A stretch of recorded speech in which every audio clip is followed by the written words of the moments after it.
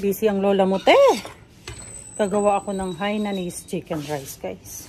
Ano to, hindi to yung totally authentic.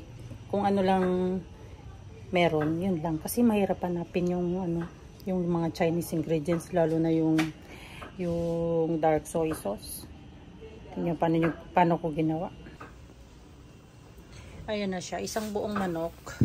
Pinakulo ko siya sa yan, green onion.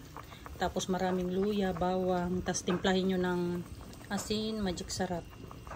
Tapos pupunuin ko yan ng sabaw, mamaya lalagyan ko.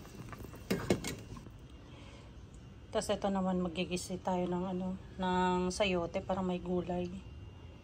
Tapos yan ang mga ano niya. Wala nang sahog, guys. Sa mga gulay kasi ayoko nang may sahog. Bawang lang, okay na ako. At ito na nga, guys. Naisa lang ko na ang aking sayote. Hindi ko na nabidyohan kasi ang hirap. Pero ito na. Ang ano lang yan, guys, kamatis, sibuyas, luya, bawang. Yan na yun. Tapos timplahan nyo na, kayo na bahala. Yan na yun.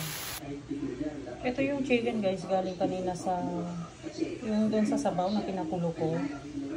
Tapos yung sabaw nito, yun yung ginamit ko sa pagluto ng kanin. Tapos ito, mga homemade sauce lang yan. Ito, dark sweet soy sauce. Ito yung fried ginger onion, sriracha, lemon, and sugar. Ito yung chicken rice natin, guys. Ang ginamit ko dyan, sesame oil. Tapos, pre-night ko yung ginger bawang. Pati yung kanin, isautay nyo saglit. Bago nyo siya iluto. Sa rice cooker lang ang gamit ko. Tapos, yung sabaw ng chicken, yun yung gamitin dito. Sa kanin. So, ganito ang plating ng chicken rice natin, guys. Hindi siya totally authentic kasi kulang yung sweet soy sauce namin. So, ang ginawa namin, homemade. Homemade lahat ng sauce. Pero, ganyan ang setup. Sarap niyan, guys.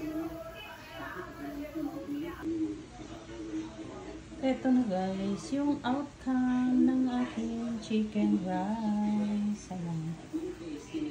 Plating lang yan, guys. Pero, kung gusto nila dagdagan mamaya, sila na bahala. Ayan. Ano yung sa ibabaw? Fried bawang tsaka luya.